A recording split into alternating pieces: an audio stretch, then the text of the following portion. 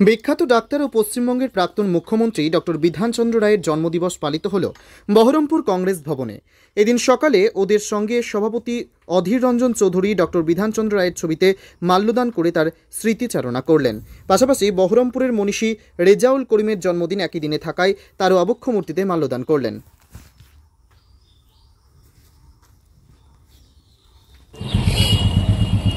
বিধানচন্দ্র রায়কে আমরা স্মরণ করবার জন্য সমবেত হয়েছি।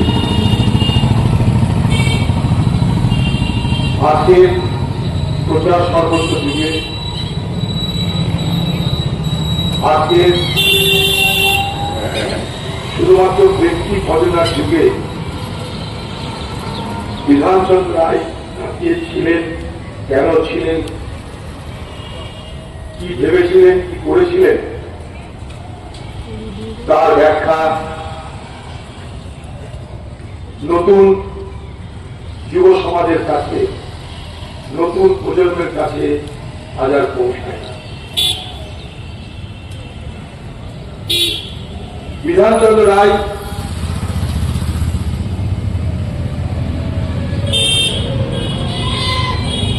খুব সঠিক অর্থে একজন মহাপুরুষ ছিলেন, একজন রাষ্ট্রনেতা ছিলেন। ভারতবর্ষে রাজনৈতিক নেতা বহু আছে। সমস্যা ভারতবর্ষে যে ভারতবর্ষে রাষ্ট্রনেতা নেই, তা থাকলেও তারা বিরল। আজকে ভারতবর্ষে রাজ্যের সব সমস্যার মূলে এই ভাবনা। একজন বিখ্যাত ব্যক্তি একটা কথা বলেছিলেন,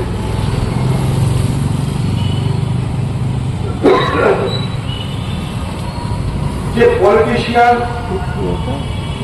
ড্রিঙ্কস ফর ইলেকশন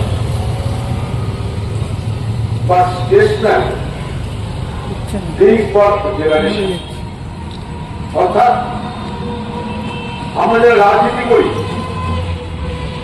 তারা নির্বাচনের কথা ভাবি, আমাদের নির্বাচনে কি হবে, নির্বাচনে জিতবো কিনা, হারবো কিনা, নির্বাচনে জিততে গেলে কি করতে হবে, কাকে ভরকাতে হবে, কাকে প্রলোভিত করতে হবে, কাকে টুপি দিতে হবে, কাকে বিভ্রান্ত করতে হবে, কাকে প্রচারের দ্বারা মোহিত করতে হবে।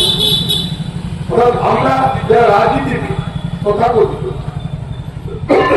আমরা যা কিছু করি ইলেকশনের জন্য, আর যারা রাষ্ট্রনেতা হয় তারা যা কিছু করে তা ভবিষ্যৎ প্রজন্মের জন্য। আমার এই জায়গাটাই ইলেকশন আর জেনারেশন। আমাদের কাজ এক্ষুনি কি করে আমাদের কর্তা হবে,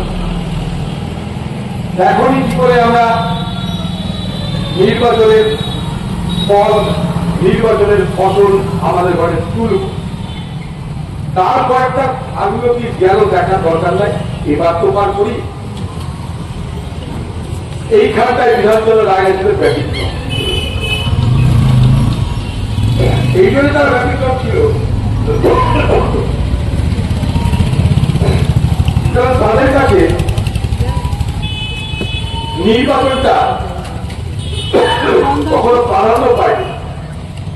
তাদের কাছে প্রাধান্য পেয়েছিল রাজ্য গঠন এবং দেশ গঠন এবং ভবিষ্যৎ প্রজন্মের জন্য উপযুক্ত পরিকাঠামো, উপযুক্ত ব্যবস্থা, উপযুক্ত শিক্ষা, উপযুক্ত স্বাস্থ্য সবকিছু প্রদান করা।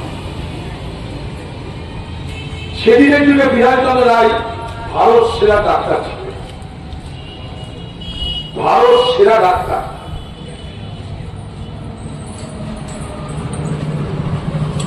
এখান থেকে পাস করে লন্ডনে গেছে,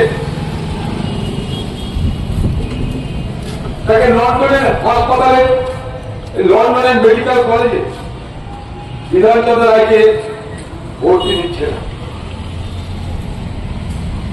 বিধানচন্দ্র রায়